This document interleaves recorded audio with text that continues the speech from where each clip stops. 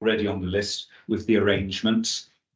If you are looking to drive and you'd be willing to help form part of a network of taxiing from any of the nearby railway stations, then that would be useful to know. But I think that it could be. I mean, some of us have been chatting about this before the meeting now, and it could be that it might be most practical for anyone going by train to be advised about who else is going by train, to try and get those to connect at Rochester and not just get a taxi to the depot, rather than us all have to drive in and out and get stuck in the traffic at lunchtime. We've got to be there at 1 o'clock for a light lunch and then a good look at sleepers curing and so on. So another little visit coming along, which is rather nice now that after all this time when we've not been able to have any. So that's the situation on visits. Okay, that's it, I think. Thank you very much. For some reason, Collins was his thing gone. You got something else to say, Colin, or? Obviously not. Okay. No, sorry, Jeremy. I thought I'd put the hand down. No. Oh, okay. It's gone. Okay. I just wasn't sure if it was something else to add or whatever. But I mean, a bit of a problem here trying to deal with the computers. Okay. Well, I think that's all the notices and special information. That takes us on to the most important part of the evening. And we're very grateful to Mark Howells, one of our own members, who, whilst we were at the committee meeting, offered to do a very important presentation this evening, learning from Carmont the importance of drainage asset management. So we all know how serious that particular problem was, and I think there's a lot that can be learned from what Mark's going to tell us this evening. So thank you, Mark, for agreeing to do this. Just do some adjustment. So without any further mucking about by me, I'll try and leave things alone and let you get on and do your bit. Brilliant. Everyone can see the screen all right? And everyone at home can see the slides? So we're good to go. Stop. Things from there. I've got them now. Right, good evening, everybody, and good evening those online. Hopefully you can hear me. The volume's okay for all. I think the lights are automatic, so we're stuck with that setting. But as Jeremy said, I'm going to talk about the importance of drainage asset management. So through the lens of Carmont, which we all have probably heard about, read the report. Certainly, it's been a wake-up call for the industry. It's something that I've been pushing hard on for a number of years now, but I should start and just introduce myself. So, Mark Howells, I'm the Senior Asset Engineer for Drainage and Ironside on Network Rail's Western Route. So I've been doing this role for 10 years now. Been in the railway, in Network Rail for 14 years, E-Way previously. So got a fairly good background in kind of track and all of the things that BWI covers, but I've definitely unapologetically spent 10 years trying to drive forward improvements in what this presentation is about. So the importance of drainage asset management. I'll take you through kind of Carmont, the accident, some of the unfortunate things that happened, the things that occurred. Then I'll talk a little bit about what we've done here on Western Route to make it local and to focus on issues here in Reading, where we sit. And then wrap up with a few kind of questions for, not questions, rhetorical questions for the group here and online, just to get you thinking about what it is that we need to do differently. Because obviously, as with any event, accident or otherwise, we have to learn. It's the only way we change. Unfortunately, I don't know why that's the case. I think it must be human nature, but ultrasonic testing, Lambert Grove, with the SPADs and TPWS. So I'm going to try and just take us through a little bit of a place to start with. So you will have seen in the news, this is an extract from the BBC, that Carmont, obviously 12th of August 2020, we killed Network Rail, the company that I work for, through poor asset management, killed 3 people. So I make no apology for bringing this up. It's not great. It's not something that we're proud of. We're not pleased for. On the left-hand side here, we've got the, I appreciate it's too small to read, but we've got the statement from Alex Hines, who's our Route Managing Director for Scotland, talking about the fact that we pled guilty. There were clear failings in our asset management process. Not my route, not my region, but there's nothing to say that this wasn't possible across any part of the UK. So not resting on the laurels, although I'll go through some of the good practice that we've got here. Everything that I do on a day-to-day basis is to stop things like this happening. So there's 3 individuals there, the conductor, the train driver and a passenger who was travelling. Thankfully, COVID meant that less people were on the train. There were a total of 9, 6 of those sustained injuries, and obviously 3 of them, unfortunately, are now deceased. So a large fine for Network Rail, not great for our organisation, and it's not a good thing for us. But through the lens of learning, through the lens of trying to do things differently, and it's something that I've been driving in my part of the business in asset management for a long time now, is something which is a bit blurry. I couldn't get the full £450 version of this picture, but it was just to really highlight the other part of my kind of professional life is in the Institute of Asset Management. This is the big picture. So kind of starting off with Carmont, moving a little bit into asset management here. What the Institute of Asset Management has tried to do over the last 5 or 6 years is focus everybody's attention, that's member bodies, that's individuals, to think about how particular assets fit into this asset management journey. So that's everything from physical assets, data, people. People are probably the hardest asset to manage. They're unpredictable. They don't quite do what they're told most of the time. But when you look at this in the big picture, all of these things feed into safe, effective, reliable infrastructure. I'm looking at it through the lens of drainage, Network Rail, and the Western Route, but this could equally be applied to telecom, track, signalling, overhead line, and it's really just picking up all of the parts of the process. So we think about asset management, we certainly have in the railway as asset management. There's a named person, there's a route asset manager, there's an asset management engineer, there's somebody who's acting in that role.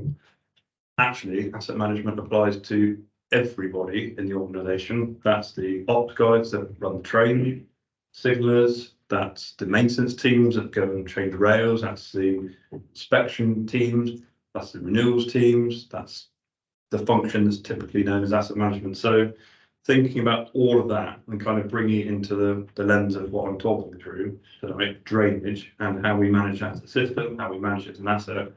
I just wanted to leave the link there at the top just for further reading and to say that everything that I'm going to describe and go through links into this bigger system. And actually, when you start to think about it, if you have the right specifications, if you have the right remit, then the contractors, the team start to do, hopefully, more of the stuff you want to do. They start to deliver it more cost effectively. You start to have clear alignment. And a lot of this is about alignment to the objectives of the business. So for us, for Network Rail, we're trying to provide train paths that are reliable, that the trains can run at the advertised speed. But all of the things that I'm going to talk through are designed to give the operators that reliable railway.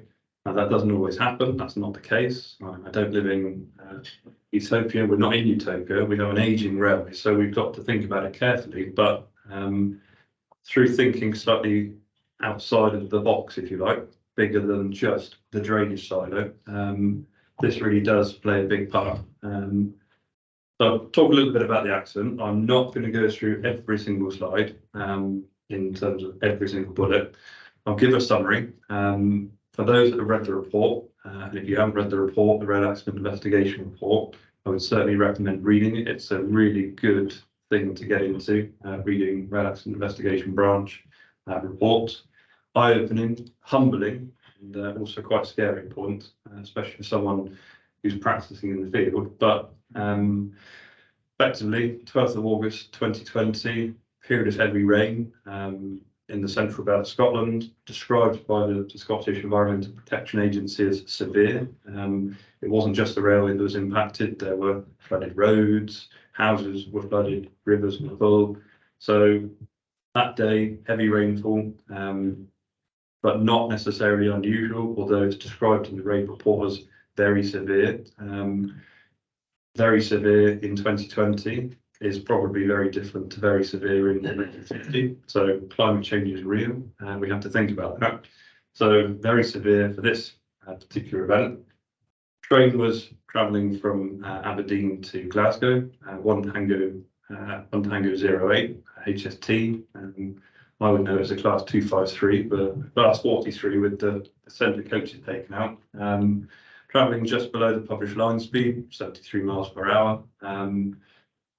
It had various issues on the route, it would be fair to say, or on the journey. It came across a landslip ahead of it, another train ahead of it. So there were things that were stopping it getting to its destination. And actually it turned around with the signal's permission to head back to Aberdeen, following a report of a landslip. And again, I'm paraphrasing, I'm summarising.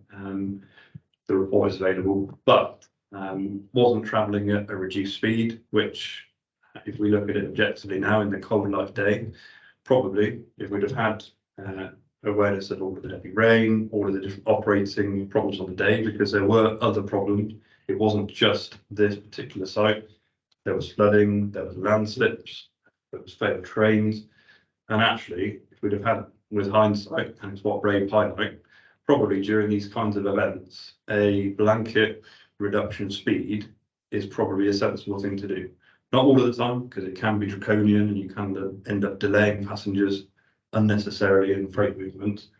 But the train hit debris that was later discovered to be gravel shingle from around the drain, a crest drain steeply sloping towards the track. And as it said at the bottom, everybody on the train was injured and 3 fatalities. So not great. And it really did make for uncomfortable reading when it came through as the initial digest. It was a safety stand down in Network Rail. So really not comfortable. But it's important to talk about these things. It's important to recognise in the public that we need to do things differently, and as I said, learning through Carmont. But this is the train, this is what happened. So the debris caused the train to end up in a bit of a mess, to be fair to say. I'm not going to go into and explore all of the details around the guardrails, the non-provision of guardrails, crashworthiness of the HMT, stability of the lifeguards at the front bogies. We're really just talking about this in terms of the drainage system, and our lack of understanding of that drainage system cause this bad thing. So is drainage asset management important? Yes, I would argue it is. And indeed, asset management in any discipline, any asset, is critical as well. This is just some of the flooded debris from the drain. These are all taken from the raid report. Obviously, I wasn't there, but that just shows you how much of the shingle from the drain ended up flowing down the slope and onto the track. So the rail marks here, clear rail. Obviously, the train didn't make it through that debris. Did make it through the debris, but ended up on the other side. So yeah, quite humbling, and just show you how much power water has when it's in a concentrated area. And again, another shot of that debris looking up towards the top of the slope. So the cutting slope is here above. You can see just how much debris has come down from that drain. So that's all of the consequence. The bad thing, the initial cause, the train ran into the debris, the train hurtled towards parapet viaduct and ended up in Carmont water. So not great. Cause is probably the more important thing. That's what I'd like to explore and talk about in a little more detail if I can. And that's this debris, this French drain, as they call it in the report, the RERB report. So installed by Carillion on behalf of Network Rail back in 2012. part of a planned capital program of work. So it wasn't reactive. It wasn't a quick, let's go and fix something. So that drainage system had been designed. So Arup had undertaken the design work. They'd looked at the catchment. They looked at every piece of information they could get hold of. They looked at network rail records, and actually Ray quite openly admit and say in their report that the design, if it had been built to the drain had been built to the design, it is likely that it would have accepted that exceedance flow on the 12th of August 2020. So design work had definitely been undertaken. That was my first thought when this came through as a safety digest. Well, had anybody designed the drain? It's very easy, and it's historically been the case that we haven't always undertaken drainage design.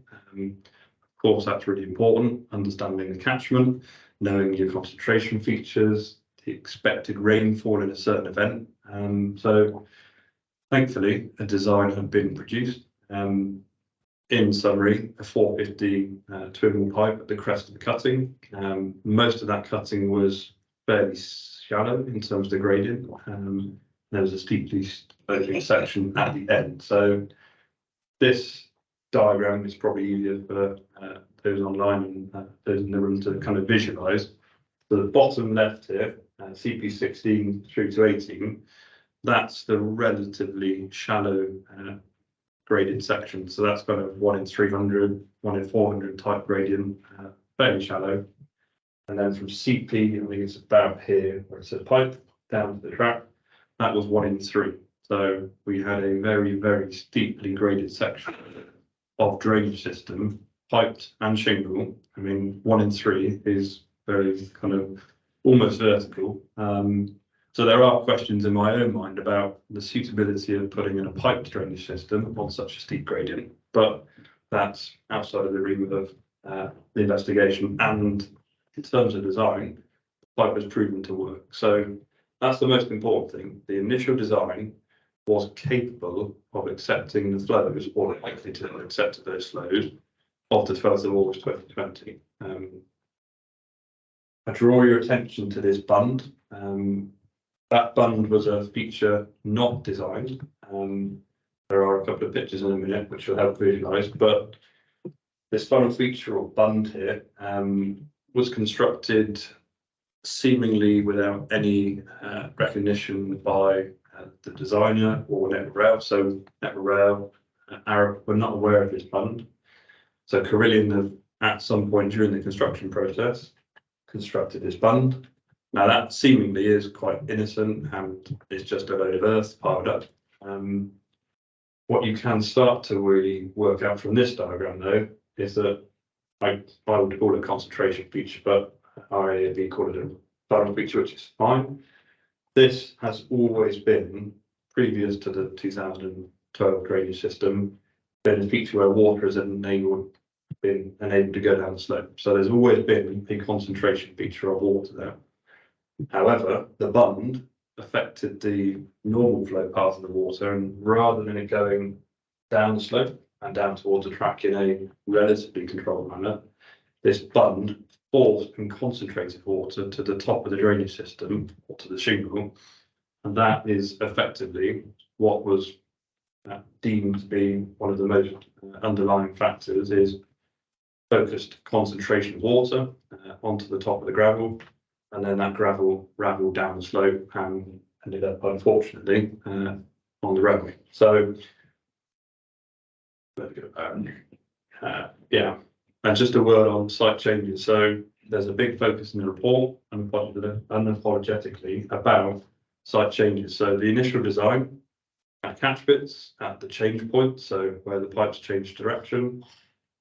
This is from the RAAB report, and you can see quite clearly that there's a 45-degree bend there, which wasn't in the design, wasn't communicated through from Carillion, the principal contractor, to Arup or to network rail. And there's certainly no evidence of that, if it was. But pipe bends, my goodness me, are probably the drainage engineer's worst nightmare.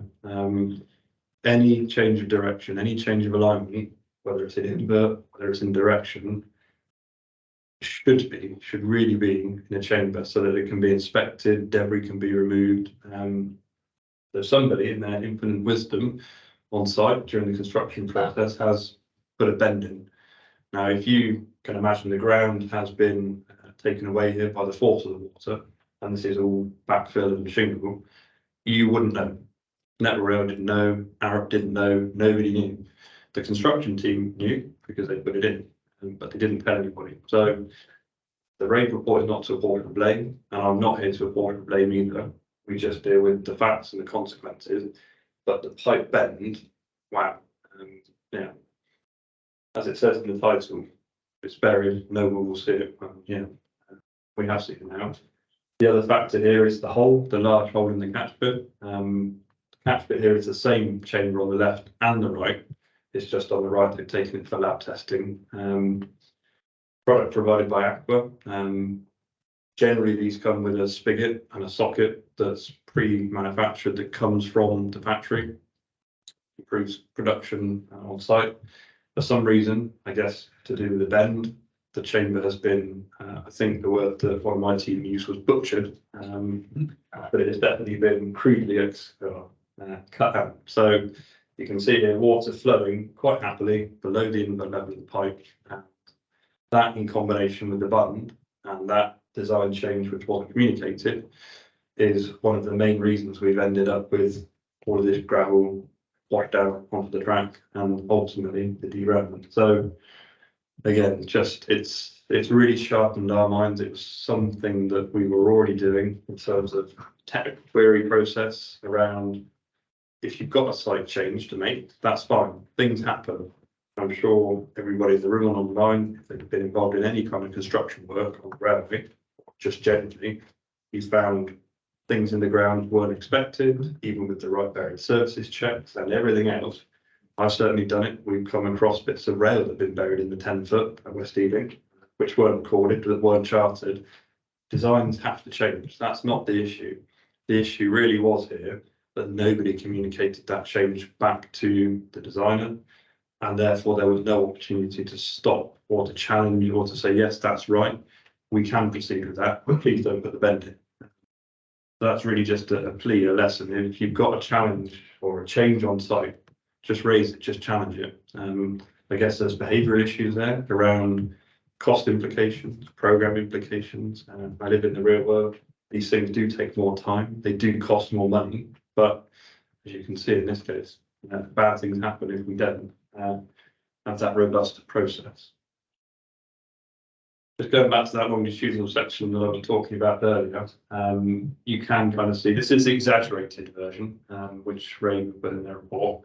But the scale vertically has been exaggerated, but again, shallow, relatively shallow graded section of the crest of the cutting here, and these are the pipes and the chambers, and then the 1-3 section at the end. So that was my first thought, was that's very steep for a pipe, but ACOM, who were appointed by the RAIB, undertook some independent checks, and yes, the pipe system does work if that bund hadn't been constructed. So piped or not, that's the other question internally in the industry is, do you have it open and have a channel, concrete cloth lining, for example, or do you have it a pipe?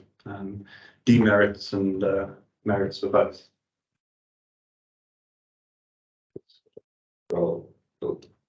So a really good visual, and again, the links at the bottom of the presentation to the YouTube videos that the RAIB had produced. They are a really good visualization.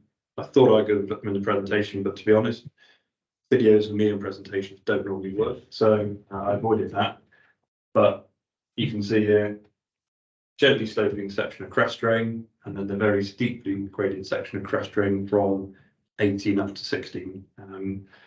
The debris and the frame in the final resting position. So yeah, the cause, again, this is a bridge. This is not trying to take any credit away from Rome. Their report was excellent. They were always worth it. But the cause, well, the cause is the drain wasn't installed to the design, which led to those bad things happening with the pipe bends, the chambers, the bund, the gravel. all sorts of other reasons in the background as to why that was the case and why it occurred. We'll never know, I guess. Carillion have gone into administration, so we will probably never find out why those changes were made and what drove those individuals to make those changes. But just thinking about kind of again, the direct extract from the report from Rage. So again, all around construction. So just really highlights the need for proper, robust construction assurance as well. Those were the construction causes. Obviously, there were things that happened between 2012 and 2020. So in that 8-year period, there were things that we didn't do, that Rail didn't do. So I won't read that word for word, but effectively, we didn't have recorded in the LIPs, which is our asset register, any record of the drainage system at the crest of the cutting. So nobody knew it was there. Therefore, nobody was inspecting it. Therefore, nobody maintained it. And therefore, there was no level of mitigation or control against that asset failing. And to be quite honest, that is one of the biggest causes of us feeling uncomfortable as an industry, that actually there are still assets out there now that are not recorded in the register. I've made it my life's work so far over the past 10 years to record everything that I possibly see, everything that my team see. So it isn't for a lack of trying or for want. I guess there's a big network to cover with a reduced number of staff as opposed to perhaps what would have been based in the past, but not an excuse. So this is another factor in why this happened. We didn't record it, therefore we didn't know about it. The known unknowns. But obviously, it's not happened before, has it? And this is the first time. There's no other issues that have ever occurred. No, there's quite a history here. Do we learn from the past? Learning from Carmont. The presentation could have been called Learning from Kemble. Equally, it could have been called Learning from Watford, Learning from Corby. So I've just put together a few slides here from different rate reports over the years, which I wasn't quite involved in 2007. Certainly everything else since then, the next part I've been involved with. But again, the immediate cause was poor drainage at the cutting, or the crest of the cutting. And this is Kemble on the South Wales main line between Swindon and Kemble. Blocks onto the track. Not so much soil at that time, but still derailed a train. Since redoubled, since new crest drain was recorded in LIPs, but still it's happened before. And then we kind of move forward 2 years. It happens again. Slightly different circumstances. Soil cutting, approach to a tunnel, Gillingham. This is again caused by water overflowing from a blocked ditch that wasn't recorded in a LIPs, wasn't managed, wasn't inspected, and again, train hit the tunnel and the haulage. Minor damage to the train, minor damage to the tunnel, but again, poor drainage. After that, now. Again, debris onto the track. But then we had a little break. Obviously, we did things better then. I'd argue we got lucky, despite the work that we're doing. Watford Tunnel, another drainage issue at the crest, cutting, this time in chalk. This is the drainage feature that was installed in 1944, was on the records, it was in the drawings, in the archives. That wasn't recorded in Ellipse. The RAID report is very clear that we didn't acknowledge that as a drainage asset, and therefore we didn't record it, we didn't inspect it. Slightly ironically, we were doing work at the crest of this cutting, installing this matting to protect the slope from erosion, and we filled in the crest ditch with the material for the slope stability works. So it comes back to that asset management as a system, and the Asset Management Institute of Asset Management. It's all part of the same system. Yes, earthworks are doing to work on the slope. They haven't directly caused this. This was due to some studios in Watford causing other issues of runoff and modifying surface water flow paths. But again, drainage has caused debris onto the track. These drivers got very lucky. The GSMR worked really well. So there are advances in technology, but still the fundamental is No drainage system in ellipse, not recorded, not inspected, not maintained. Corby Aqueduct, 2019, crest of the cutting again, aqueduct overflowed, a little bit more complex this site, number of ponds, number of local authority issues here as well, but basically same result, debris onto the track. Luckily the HST this time in East Midlands service didn't derail, but could have been very much worse than it was. Again, all because of drainage and no assets were in the register. Some works have been done at this site, to be honest. Some works have been taken, but again, not recorded in the lips and not inspected, not maintained. So it's not just a tale of woe. I kind of painted a very bleak picture of our management of the drainage asset. I've spent most of my career so far trying to fix, rectify, change habits, change the culture, look at the systems, look at the processes. So this graph just quite neatly highlights just what we've done at Western. I can't speak for other parts of the country. This just speaks in terms of the Western route. This is our asset inventory. So these are drainage assets themselves. So these are the catch pits, these are the pipes, these are the culverts, these are the head walls. You can see here in 2016, circa 20,000 assets.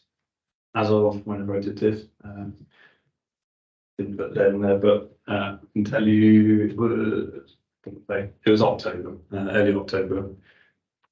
42,000, nearly 43,000 assets. So a doubling in less than 10 years. And that's doing inspections, that's doing targeted programs of work to capture asset data. And yeah, that's still not a complete picture. So have we had a doubling of resource, a doubling of budget? No. But in terms of the next part of that kind of question and observation, so we've got those 43,000 assets. They're in different service condition scores. So we in the drainage team, and it's in common with the water industry, especially in the UK, we classify or grade our assets according to their serviceability. So that's the ability to pass water, basically. 5 being blocked, doesn't work, to 1 being great, free flowing, no problems. 0, which some of you would have noticed already, are where we have no scores. So we don't know what condition the asset is. It could be 5, it could be blocked, which is the worst case, or it could be a 1, which is great, not much to worry about. So of those 43,000 assets, for Western again, you can see that the majority are 1 and 2, which means they're flowing or they've got minor debris. So over 75% of our asset base on this route is in a state with which you would expect it to be. When it rains, it takes water, it discharges it, it passes it to an outfall, it goes through the runs, it generally works. The 3s are where our maintenance teams are focusing their efforts in terms of that's more fill, that's more debris, that's probably track ballast somewhere along the line. That's the 3s. That's where we're doing most of our reactive and proactive maintenance type activity.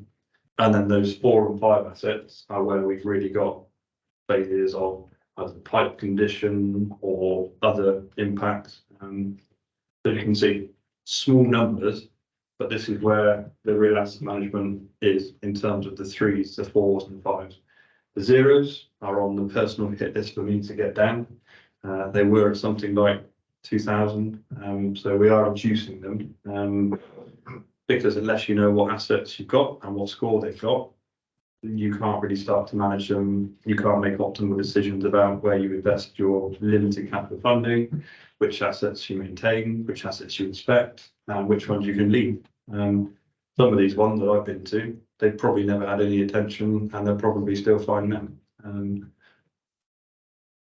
Just a word on funding. So I said we haven't had doubling the budget, but what we have seen is through, I think, dogged determination across the team and with a bit of leadership and a bit of good luck, we have managed to increase our funding profile. So You can see here CP6 year one, so this was 2019, 2020. We're kind of down at 2.48 million for OPEX. So this is our maintenance teams. This is the inspections, the day-to-day maintenance of the asset. Ignore the blue line, that's the total. But you can kind of see that we increased our spend. So never enough. Can't be greedy, but never enough. You can see over the control group, we have increased the spend profile on drainage inspections, drainage maintenance. There are ongoing challenges. There's always more to do. We always find more than we can do, but a generally increasing trend, and the same with resources as well. Probably the more important one in terms of arresting asset failures and resolving some of the bigger issues we have is what's over in the capital side of the business. So that's where we have our renewals, our investments. And again, you can see a mixed picture, some years slightly lower than others, but generally an increasing overall trend. So we're spending about 36 million or so in control grid 6. So from 2019 to 2024, that's money invested in the drainage asset. That's not in access points or signalling track, that is just drainage. To put it in context, when I started in 2012 in this role, we were looking after something around 500k a year. So not enough, never enough, because when you find 100% more assets, you then find 300 or 400% more problems to solve. But again, a generally increasing and improving picture. And when you have the Watfords, the Gillinghams, the Kembles, the Corbies, the Carmonts, it's pretty hard for the business and for the industry not to take notice and to do something about it. So I've been really pleased to put together the CP7 budgets as well. So slightly more in terms of capital funding, not exponentially more, which is what we'd asked for.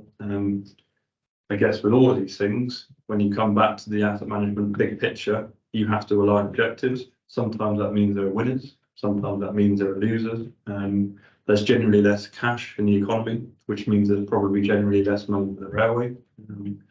So we've had to justify that quite heavily, and it's been well challenged, which we expected. Haven't done the OPEX budget yet, but likely to be at least the same as CP6. We talked about bad stuff, we talked about asset management. I just thought it was worthwhile putting up some pictures of the kinds of things that we're doing on a day-to-day basis. So we've generally got drainage works happening most nights, most weekends, across the Western Route. These machines have been great. Other machines are available. This is the Reading Power complete drainage clearance machine working at Wootton Bassett, but other suction excavators, other equipment is available. But that's really changed what we've done in terms of refurbishing the asset. This is an example of last year's kind of program.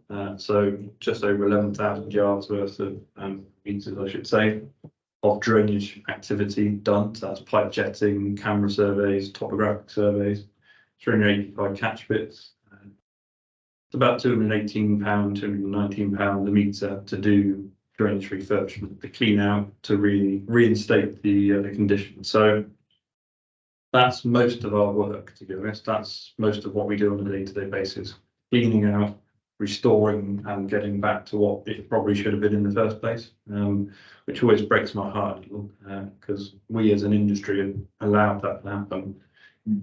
That picture on the right hand side is probably an over exaggeration, but that is quite typical of some of our catch bits. There is a catch bit under all of that. I hate the fact that our teams use spray paint. I use chalk, but there is a catch bit in that hole, and when the team went to try and poke the ground, the whole lid gave way and all of the ballast caved in. You can see the rings and the stuff ready to do the job, but that's the kind of challenge we're up against. So when it comes to the importance of asset management, before this work, that wasn't in the lips, therefore it wasn't inspected, it wasn't maintained. You couldn't inspect it and you couldn't maintain it. But to install those catch bit rings and to do that work, you're talking capital investment. You've got to justify that capital investment. Is that more important than crest drain? On balance, probably not. but then does the track need to drain properly? Yes, it does. So there is a whole balance and interplay of spending money wisely, and especially when you've got limited budget. So a few of the renewals, these are definitely more expensive. So renewal works are always more expensive, but this kind of gives you a summary, a feel for what we did last year. I'm trying to pick a typical year, if you like. Not many jobs. If you look at, say, a track workbank, probably tens, if not 20s of jobs. These are both jobs in last financial year, 2 jobs on the whole route. So if you think about asset life cycle and decline and what steady state looks like, 2 jobs is nowhere near enough, but we're doing more than we've ever done before. So actually it's small steps, and you start to look at the costs, quite scary. We're kind of in 700k for the first one, about 700k, and then about 500k for the first one. So fairly substantial amounts of investment, lots of planning, lots of trains, lots of activity to be done, but this will help us start to build CP8 plans. We've already submitted CP7, but again, this is just giving you a flavour of the renewal side of it. Talked about refurbishment, talked a little bit of inspection, asset inventory, so all pulling together in terms of the importance of asset management. And yeah, maintenance. So I had to find some pictures of people doing work. I couldn't exactly do a presentation without a couple of pictures of people doing stuff. So few examples. If you want to challenge me on where they are, you can. If you think you know where they are, you can challenge me afterwards. But some typical examples: here's a siphon, press drain, and then a culvert. This is worth linking kind of back into the main thrust of the presentation, that actually you can start to see from year 1 to year 5, so 2019 through to now, increasing funding generally. And then this Lord Robert Mayor. So I've not touched on the Mayor recommendations, but following Carmont, Network Rail, Andrew Haynes commissioned Lord Robert Mayor to undertake an independent review of Network Rail management of earthworks.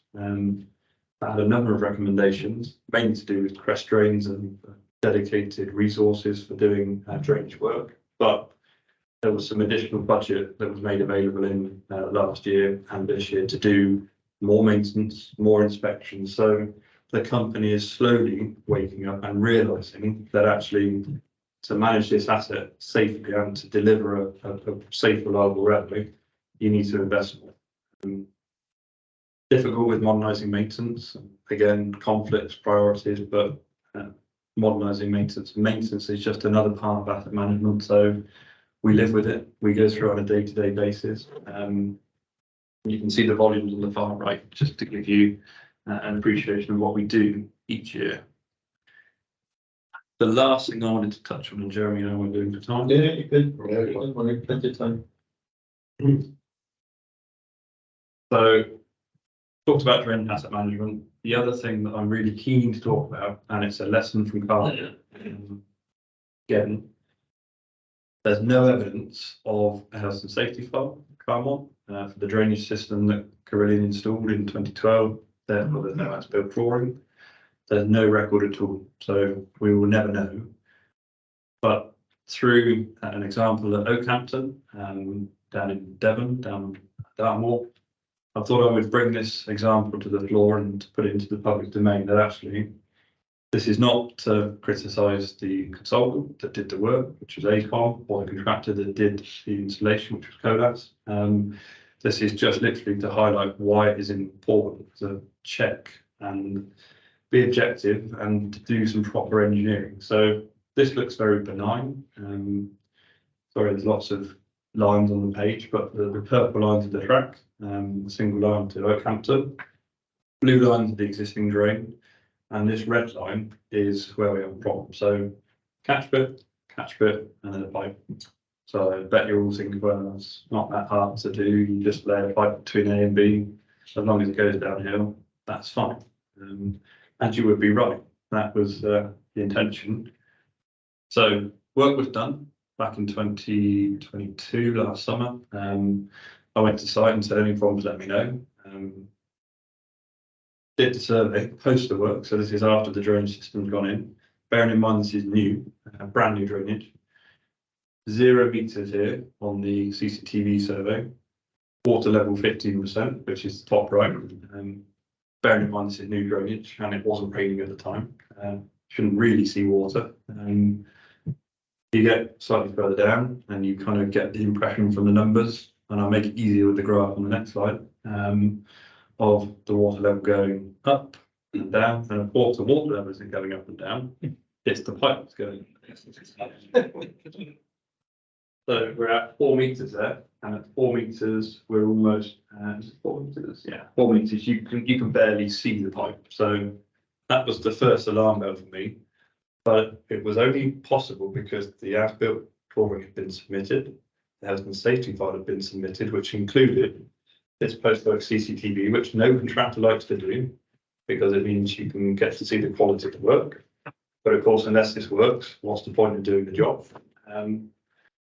That was the plot of the canvas survey. So those are the water levels going from 0 meters to 28.7 meters. So you can quite clearly see the pipe is up and down all over the place. This is just water levels. The invert levels would be completely different as well. But yeah, no water can pass from 0.0 to 0.28. So the whole drainage system upstream is going to be surcharged during an event, and the downstream will be great. There won't be any water getting to it. But again, only picked up because we did the post-work CCTV survey. So a lesson for all, anybody doing drainage work, make sure you ask for a post-work CCTV survey. Can I jump in there? Just You can. The big thing that's missing here, all well and fine, all we all having a post-work drainage survey. You have no Smiths in the work going on. Exactly. Correct. And that is the one thing that's missing in all this. Yep. The contractor's given the drawings, do this, tick the boxes that you've done it properly, I agree. and submitted a finished drawing. I agree. And it's rubbish. This is QA, I agree. self-certification. I agree, Jack. A shared frustration, Yeah. which is why I end up normally meetings in Orange. That's expensive to do that. Very. Much cheaper to have somebody dropping in every day to see if they're doing the thing. I take a few levels on my pipe before they do. And this is why you normally find me turning up to these meetings in Orange, because I've done exactly that. I do own a shirt tie. So But you need a team of eat it. Yeah. works inspectors. I agree. So in terms of the levels, this is the rectification, but again, the designer had the opportunity to come up with a revised solution based on what was there. So just the importance of checking as-built records, the importance of challenging people. These records were submitted as that's all good, nothing to see. This was the redesign afterwards, so I'm sure there was more cost there as well. No doubt. I hope the contractor. Yeah. They have. So these are the catch bits in question on the site. So fairly benign. Linking back to Carmont, a lesson we've learned already, and we learned 10 years ago, to be honest. Catch bits with prefabricated spigots and kind of openings. So you can see the quality of the installation is because in the factory that was pre-specified, pre-made, welded with GRP and fillets. And no water can escape from the catch bit, the water can go down the pipe. And that's taken a lot to get into the process, to get into the supply chain, but it does make a difference. That was the end of the slides, but I'm quite happy to take questions. Okay.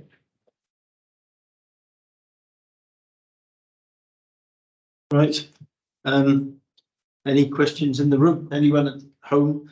You can raise a hand. I'll try and get to you and get you to ask the question accordingly. So, where's Mark? Sorry. Anything? Yes. Malcolm. Well, I'd like to start it off. Well, first of all, excellent presentation.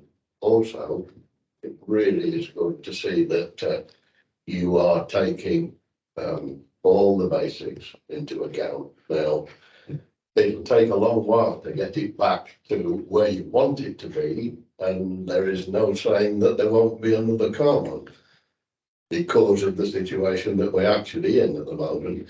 You had to start from somewhere, and you've made a good start, and I did, all power to your elbow with that.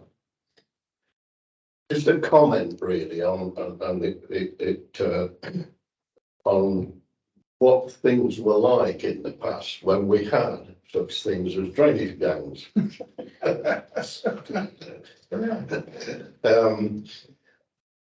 They were very useful people, these, not only because they knew the section, they knew the patch, and they knew problems, they knew where the farmers were, they knew where problems were likely to occur with water coming off other people's ground and this sort of thing. And it really did work, and there were just a few people. There were sort of 6 or 7 people in the gang. And the local supervisors called for them when they required them to do various work for them through the course of the year. And of course, springtime was always the time where they were always very busy, sort of things. The fact is that a lot of the time then maybe things weren't written down, but amongst a group of people there was the knowledge to be able to maintain stuff and try and prevent the sort of thing at Carmont happening. There was also much more physical inspection as well, people looking for things, looking for debris starting to come down a cutting slope. It doesn't usually happen literally overnight. Okay, slips do happen like that, but there's always some sign of it beforehand. There always is. And the less you do inspection and the more you rely on things other than people looking at it properly, we are going to get into some difficulty. Just to go back to a couple of little points you made, if I may. Corby, for instance, now through the 1970s, I was area engineer, Corby was on my patch. Just an interesting point there, and this is where we can get into difficulty because of other people's action. This is the sort of thing, for instance, like at the time in the 70s, the steelworks were in full production at Corby at that time. Stewart and Lloyd's were in full production. You mentioned various ponds they had, or it probably still is. There was a very large reservoir on their ground, which they used not for drinking water or anything, but for cooling purposes and so on within the, within the works in themselves. It also had sluice gates in it, which they would open rather than flooding their ground and let it flood onto the railway. Most of the time, the railway drainage would actually take it. But there were occasions, and I had one particular occasion, when the whole system flooded. When I'd got the main line through Market Harbour blocked at a weekend, and all trains were diverted by Corby. I remember standing in the middle of Corby Tunnel, with myself and the traffic inspector. We were taking trains halfway through the tunnel. He would bring one the opposite direction and we would change over halfway through with the water about 4 inches above the rail. Well, we managed to get the main line open again so that we could close it. But the water would not go down at that time, and that was just because the people at the steelworks just opened the sluice gates and let the water through. Probably something just the same happened recently, 2016 or wherever. And some of that sort of things, I don't know what we can do about. But that's very difficult to deal with. And at the time, we just waited for the water to go down and just open the line again. That's how it used to happen. One further thing about Carmont, yes, the debris caused the train to derail. That's what actually happened with it. We know why the drainage system failed and what actually happened. Could have stopped the whole thing with very simple things that we always used to do in bad weather. When you run a train in each direction very slowly in the first place. why was that train allowed just to come to turn around, come back, having come across a slip? So something might have happened somewhere else and it runs at full line speed. That's why it came off. Correct. And that's something that the rave touched on quite clearly. The driver was acting in accordance with all of the instructions, and actually the network rail process for managing events and or extreme weather events wasn't robust. The convective action tool, which has since been introduced, which is a way for geographic sections of the route to be closed or the speed to be reduced, that's made a huge difference, which is autonomous now, and comes in when there's a predicted heavy rainfall event like there was at Carmont, and it's a summer convective storm, which it was in August. The speed of the trains is reduced via the GSMR, so the train would have had its speed reduced. That was the first thing, one of the first things that we picked up as a team when we discussed it, when even though the bad thing happened and the drainage was poor and there was no as-built, actually just reducing the speed of the train in the first place, the driver may have stood a chance of slamming on the brakes and derailing half off the track and coming to a standing going. That was close. Not at 73, which is no chance. There's a few things you touched on, Malcolm. Escort me to the door as far as you could. Mark, that's fine. I'm going to take it to the door. Yeah, okay. It's still. Actually, so Yeah. Yeah, so, Sorry, Tim, sorry, I'm distracted by the. yes. I was wondering how you were managing to deal with the many places in Cuttings where the electrification people have managed to plant their masts right in the middle of the ditches there, or straight through the drainage. Is there any comeback on the electrification? so that there has been, yeah.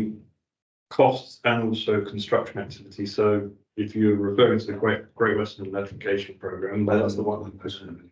and me, having been on this route for a long time. So there has been a lot of dialogue, or there was a lot of dialogue at the very start of the project, when we talked about where you should put piles and where you shouldn't put piles. I'd like to say all of that advice was heeded and drains were protected. That wasn't the case. You'll know, for example, at Morton Cupping, there are a number of piles in the upleaf sets, right through the middle of the ditch. Much against my better judgment and advice. There have been a number of occasions when piles have struck culverts. There was a siphon at Dauncey on the main line, 88 miles 13, that was piled through, and the water literally came up like an artesian flow. Yeah, it was pretty much like that. But yes, everything that we have, everything that I found, everything that we found through our inspection has been rectified at great cost to the electrification program, which has probably driven up the unit rates. I'm surprised there's any money left. No. So we have managed to do that. There are still a number of residual schemes which we've got, mainly track lowers, it has to be said, where design was done, track was lowered to get the wires through, and they said, well, the drainage can be left. So a little bit different to piling through drains. They've left us with a residual issue, but it's our issue. We had to be grown up about it, and actually we've got those sites in our work bank. We've just this last weekend delivered remaining scope at Niven Road in Bath for a track lower that was done there. We've got works coming up next year, so the name of which escapes me, but considering the amount of construction activity, I think we escaped quite lightly. But there will still be places that we find in 5, 10, 15 years time when we go, blimey, there's a pile there. So collaboration with the project team and with their construction management team, which was at points difficult, so we're quite transient in their nature, and just a bit of luck, but difficult. It took up a lot of time trying to defend our drainage systems, which stand up to very little when it comes to a big jackhammer piling rig into the ground. It was unnecessary in the first place. What's the question? I was going to say, what did you as a challenge? Maybe looking at this was quite a decent drainage system there. And Yes, both sides have found. You should have cleaned out the temper train then. You should have cleaned out the temper train. Been there for years. Yeah, you did. we were only adding the up one. And the dam. No, we didn't do that, and the district, the division did that. It's all we lost. Anyways, let's go. Yeah, you've talked about gathering information on assets, so Yeah. what's the sort of maintenance, sorry, what's the checking cycle for them, looking at them in the future? So how often do you need to look at a crest drain to make sure it's still okay? So every 3 years. So the standard is every 5 years. That's the network drainage standard. So there's a module for drainage inspection, module 4, drainage maintenance module, which is module 11. So every 5 years is what's in the standard now, and that's been from 2018 through to today. We looked at it and went, actually, we need to do this more often. And some of the driver for that was the Lord Robert Mayor funding, and also the report looking at it going, 5 years feels like it's too far in the distance or too far an interval. Let's reduce it down to 3. I'll be quite honest, there's no real asset management science behind that as to degradation rates. There should be, because not every asset needs to be inspected every Well, no, 3 years. like, that's what I thought you said, yes, But depending on what the asset is. Equally, there are some assets which probably want to be inspected every 6 months, Yeah. which we don't know yet. So every 3 years at the moment for Western. I hope you have better luck than your structures teams and keeping up with their asset management. I've got a question from home. Correct or not, on Ray, go Well, ahead. hi Mark, excellent presentation. Question about the electrification project. I know from experience that getting as-built drawings out of the electrification team has not been easy. Do you have all the as-built records for the track lower sites? We do for the track lower sites, mainly because we were the signatories or a joint signatory on the form AB for the track work. So all of the track lowers, yes. The Great Western, the Crossroad project, who did a lot of work in this patch from Reading up to Paddington, more difficult. Again, Korean were involved, but other contractors are also involved. We've got 9 sites which are in our CP7 work bank for drainage renewals between Paddington and Oldham Common. Got the records, they're not as built. That's been the challenge. That's the ASC drawings. Do we have the as built? Ray? No, not for the Crossroad stuff.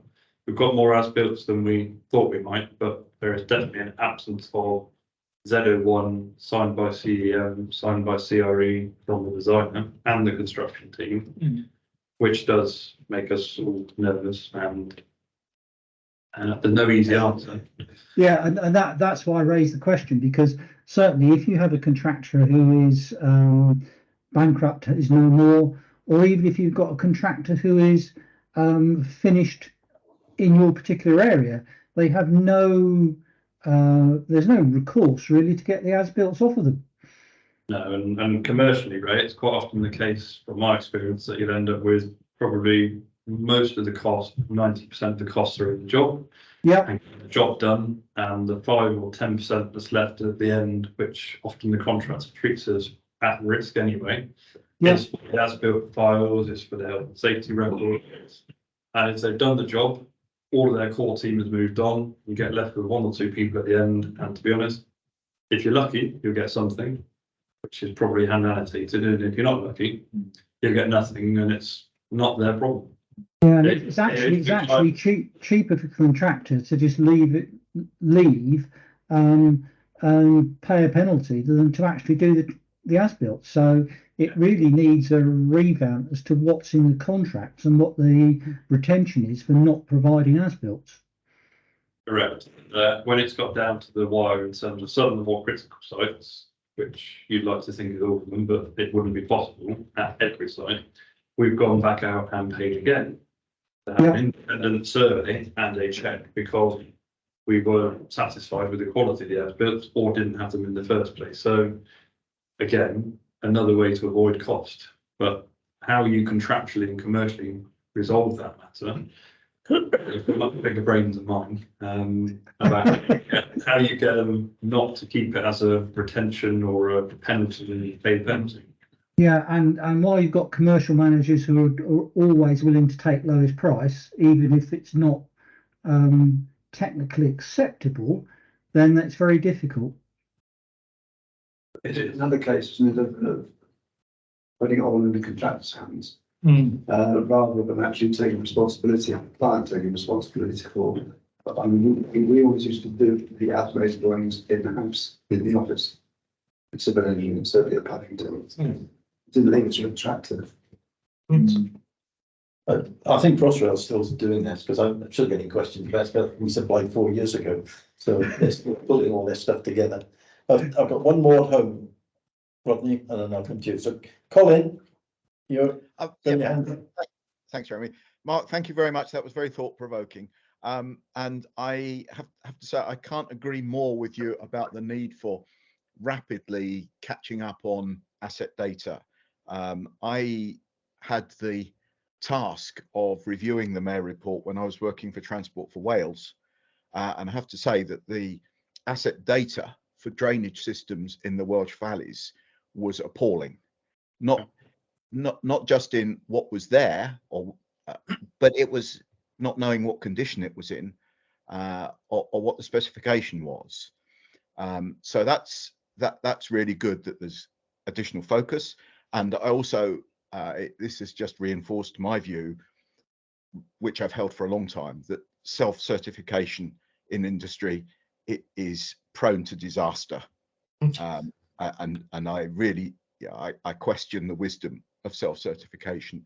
But that wasn't what I wanted to say. I actually wanted to possibly, and I hope not, but add some gloom to this, but to think further into the future as well, because one of the things that we were very conscious of in Wales was, and we all know this, that the science is suggesting that extreme weather events are going to get more and more common, that the amount of rainfall in short periods of time, as it happened at Carmont, will become more common. So apart from actually understanding what we've got in the ground now and what condition it's in, would you like to say anything about the work that might be done to understand whether or not existing drainage systems have the capacity to deal with more extreme events? And should we be looking at adding capacity, enlarging pipes, for example, adding new drainage? I mean, obviously there's a huge price tag associated with that, but it's something we can't avoid. So, do you want to comment on that? Yeah, I could talk all night, so I'll have to restrain it. So in terms of the resilience piece, I guess, in terms of able to respond to extreme weather events, the convective, short duration, high intensity rainfall, our assets are simply not designed to deal with that level of rainfall. And even if we kind of break that down further in terms of design, most of the drainage networks that we have were never designed. They were, we think a 225 pipe here will be okay, and it seemed to work. It seems to be handling all of the flows, therefore it's fine. So a lot of the time what we're doing, and I didn't really touch on it too much in the drainage refurb side of things, is we are undertaking full topographic surveys of invert levels, pipe materials, therefore able to work at gradients, and therefore able to calculate capacity backwards of not as built, but as is, as made, as already there. That helps a little bit. It doesn't solve the resilience problem, doesn't solve the size of the pipes being too small. There's a really big threat. It's not on the horizon, it's here now. Some of our drainage systems are simply too small to cope, even the ones that are in good condition, that are recorded in the asset register. I think there's been a real tendency, and I've been guilty of it in the past as well, in terms of let's focus on, we're in the kind of fixing stage of the journey. So we have assets that I've shown earlier are buried, that are lost, that are not recorded. So there's been a lot of effort and focus, rightly, from the regulator, from the MRR, from internal sources to get asset registers complete, to make sure assets are physically visible on site, that they are cleaned and they are raised. That's only really just doing, that's getting back up to the standard that we should have always been at and that we were once at. Long way of saying that we're not ready for the future at all. When we do drainage renewals, we look at catchment calculations, we look at the exceedance events, so anything that's above a 1 in 50 storm period return, we look at and we model, but we quite often come up with the same old questions or observations. The 600 mil pipe that says we need, won't fit in 6 foot or won't fit in set, or how do we thread it through the OLE mast, the signalling cables, the troughs, the ATF? Not excuses, just practical considerations of the UK's slightly narrow rail corridors. And then also the cost. It comes with a huge price tag. As you've seen from our renewals, they're not cheap, they're not easy, mainly because of where we have to work. We have to work in tight windows. So I really don't have an answer, Colin, to be honest, about preparing for the future. All I can say is that we're trying to establish a baseline of here is our asset inventory today. This is what it looks like. We believe this is the complete register.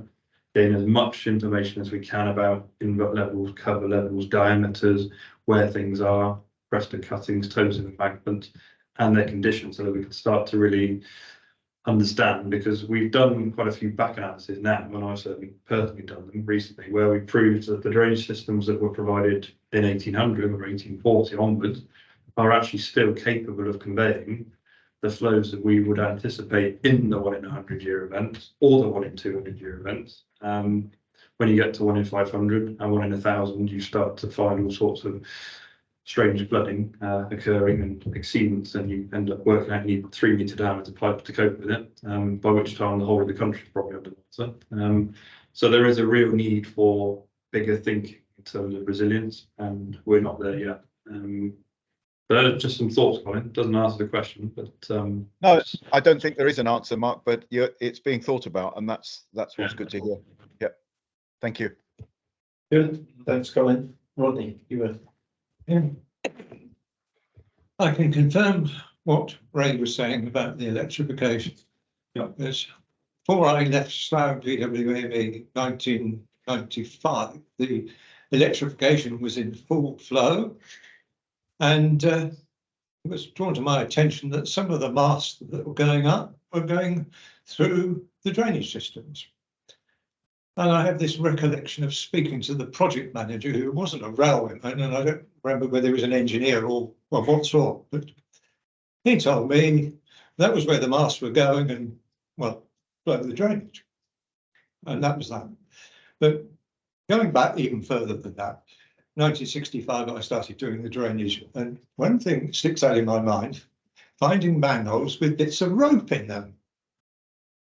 And then I discovered the gang, and even working between trains, they pulled the rope through with a, what do they call it, a plug or something, to clear the drains. And that was a regular, basic job.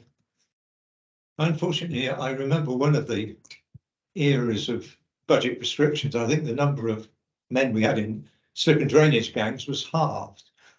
And it was a good 10 years before the consequences were realised, when Ivor, which is well draining, started flooding. But, you know, I paraphrase, drainage once seen, almost always forgotten, as was the case. But I do have great confidence in Mark's ability, because I happened to take my professional interview at the Civils. And having said I did drainage, I was asked, what's the critical velocity of a pipe or a stream? And I didn't actually know, because I'd never seen it. I got home, well, I guessed, I was asked to guess. And I guessed, I think it was 4.5 feet per second, about walking pace, basically. And I got home and found, well, I was almost right. But I told Mark this story, and he came out with a very good description of exactly what it is. So I challenge you, Mark, to go for your civil. Pass. Well, in terms of substituting the velocity of a pipe, generally 0.75 meters per second is where it should be. Any less, you end up nominally silting. Any more, you end up nominally scouring, in theory. But it depends on the cumulative effect. So I've got this picture up for a reason. In terms of the cumulative effects of a drainage system, you can very rarely achieve a self-centering velocity all the way through a drainage system. It's just not possible, because you end up relying on adding another meter to pipe, then 2 each other. And by the time you get to the outfall, by the time you get to the end of the run, you probably are approaching 0.75 meters per second, but it's constantly a challenge that I have in terms of or designers saying, we haven't achieved surface length velocity at the top of the system. Well, that's okay, you don't need to, but it's about 0.75 meters per second. In answer to your question about pigging, the term is pigging. When they have the ropes in the drains, they were generally steel wires. We keep on finding them in every bloody drain, and they get wrapped around the jetting nozzle. I don't know who put them in or who came up with the idea, but used to tie a rope or a bag of Hessian sacks around the end of a wire and winch it through to pull the silt back, as I understand it. Yes, and they had another wire attached to it, so when you pulled it that way, Okay. when you pulled it that way, you still had a wire to pull it back again the next time you did it. Yeah. That's what we keep finding. That's all the right. drains. But yeah, well, underground drainage by its very nature, generally, especially track drains in the rail, you might have a catch bit if you're lucky every 30 meters. It might have a blue lid, that's brand new. Probably if we went back now, it's like dulled down. Ballast drop because of hot weather, we don't need to uncover the drain again. So it's always been a challenge, is trying to get others in the industry and especially in track, I have to say, when it comes to ballast drops, because ballast is the most important thing on the railway, obviously. Track is the most important asset. We don't need any drainage. We just cover it up. So that is the pipe there. You wouldn't know it's there unless you had an asset register, unless you knew about it, unless you had some asset knowledge. It's very easy to lose long lengths of drainage from one ballast drop. We've had renewals that have been covered up like that. It's only because I've been there and been on the cap ride or been in the train to uncover it. But that, it is a constant challenge from me. Yeah, 0.75 meters per second, and it is a challenge. That's why I'm doing what I'm doing tonight. That's why I'm doing lecturing at Sheffield Hallam, to try and raise awareness and to try and just promote that drainage as a system, asset management is important. And yes, it is quite dull. If you look at it, it's just drained, but I find it fascinating. Very important. Mark, just following up from the point made earlier about you explaining about the the sheer cost of upgrading all the time to meet more and more heavy weather events. Yeah. Is there a point really where it's just utterly unrealistic to provide the infinite drainage system? And how does the industry decide what should be that level, what's sensible, given that resources are needed for every other aspect of the railway industry or any industry really? The current, we've got all this stuff about sewage being discharged into rivers as well. It's the same issue really, I think. Are there thoughts in the world about what is the level we should seek to do, and when we get past that, we just accept that we just have to sit back and wait for things to get better? Yeah. So going back to a couple of things earlier that Malcolm about, Question, if just there is definitely a level at which the railway set the aspiration in terms of the performance of the drainage system. Right. So module 9 of the standard drainage design module is very clear around primary routes. This is a secondary route that happened on here, but primary routes, we set the tolerance at 1 in 50. So the drainage system should cope with a storm of a 1 in 50 year magnitude, annual probability of storm, with an allowance for climate change. Depends what you look at, whether it's 20% or 40%, but that's our base kind of standard at the moment. Standards are changing. There's a bit of work in the background at the moment with universities to look at, is that too much? Is that too little? Tertiary lines, secondary lines, we go for the 1 in 25 year event.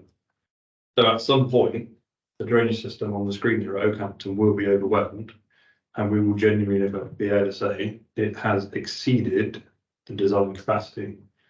That is a slightly different matter to it was built on, but there is that set already. So when we design the drainage systems, we make sure the pipe sizes meet that standard so they can cope with that volume of water. But you're right in terms of if you had to upgrade every drainage system to either meet that, or where do you cut off? You'd end up with this huge bill. And it's what the country wants to buy, what the railway is going to fund, what the government is going to fund. Is it a railway in decline? Is it a railway in growth? There's a whole load of other things in play, but we have a standard to work to for now. it's a difficult question to answer, but we have a baseline. It's expensive. Building things that are resilient that cope with climate change are expensive, but sometimes needed. Okay, right. One more. One more question, and since Mark has been running in and out, we're going to have the chance of the last question. And I think you back, Mark, to about 4 years ago when you gave an excellent talk about the rehabilitation of the drainage that you did in the West Ealing and Acton areas. And I know it was a good talk because I wrote it up for the newslines at the time, thinking while I was writing it, this is a damn good talk that he gave us. Anyway, one of the things that we talked about at the time was, yes, you've sorted the drainage out, you found the outlets, you found where the problems were, you found the blockages, and you sorted it all out. What it didn't do, because you couldn't do it, because it was not your responsibility to do so, was the fact it didn't sort the track problems out. Because either reballasting was required because the water couldn't get out of the track and into the drain, or formation renewal was required. Your comments at the time were, well, you weren't trying to pass it off, but that is not formation renewal. Is done by a different group of people and who would also have a separate budget. Yeah. And the two things are not necessarily will be coordinated. You cannot do drainage and formation renewal without doing the damn things together. Has it improved over the 4 years? Are you able to properly discuss with people, well, I'm going to do the drainage, but you've got to get the water to it? Yes. I'd love to say everything has changed, and it absolutely not. In reality, somewhere in the middle. So we have got to a far better and far mature, far greater level of maturity with track colleagues. So in asset management, it's great. I talked about not having a silo of asset management and then refer to asset management, but that's how the organisation is still structured. But in terms of the track side of things, we have far more open dialogue now with the track engineers about when you're at this site, have you considered the drain? We feed into their early stage requirements when they're looking at track bed investigation and they're using the ABS, automatic ballast sampling techniques to find out actually the TBR, the track bed investigation, says you need some drainage. We then look at the drainage system and go, actually, yeah, we agree that needs to be cleaned. We put it in the work bank. So there's a far greater level of alignment than there's ever been. Probably the most recent example I can give you, which hasn't happened yet, but will happen in CP7 year 1, is a Newnham tunnel on the line between Gloucester and Italy. So we've had that in our renewals plan for 10 years at least. The drainage system in the 6 foot has failed. The track on the up main has therefore consequently ended up with slurry ballast. Formation is not great, and there have been speed restrictions. When we did the design review, we said actually we cannot do the drainage system here, we cannot renew the drainage system without renewing the track at the same time, because as soon as we renew the drain, all the fine material from formation will find its way into the drain because it will be working. Yeah. So we've agreed with the track colleagues that actually at the same time, with the same access, which is the same time as they do the 7 estuary netting works, to do the track and the drainage together. Now that's an exception, but it's at the start of the process of actually aligning the two together. You then get to the practical difficulties of doing the track and the drainage together, because if you have to reopen the line on a Monday morning, what's the first thing you knock out the job? Drainage. That goes. So the track will always need to go back. And so there's a huge challenge about how we get better, but the early signs of genuinely working together and in an office to go, you work for track, I work for drainage, we just work for the railway, are coming, but it's painful now. Yeah, and difficult, but worth it. So you've not got 2 design houses, then one in Glasgow and one in Penzance or somewhere there. Swindon, actually, it's a cut across the road, so a miracle. Thank you. Okay, well, sorry, there were some more questions, but otherwise you've almost had as many questions as you have speaking. So I think we'll pull it there and say thank you very much, Mark. That was very interesting, very detailed, and a lot of thought-provoking information coming out. Ed, could I ask you to do the vote of thanks, please? Yeah, and just great presentation, Mark. I think it was really, especially when it's October and it's sort of almost t-shirt weather, sort of re-emphasising sort of the climate change and these things are coming out and happening now. Yeah, it was really interesting as well, the sort of how things aligned in this case, because we sort of often in the industry sort of talk about the sort of Swiss cheese model, sort of things lining up. So it's not sort of, in this case, not sort of wholly a drainage incident that led to it. But yeah, I think you and your team also sort of just deserve a big sort of commendation of sort of doubling the amount of assets that you've logged in the past few years. But yeah, for your presentation today, just want to say yeah, thank you very much. And if we could all Mark in the usual manner. Yeah.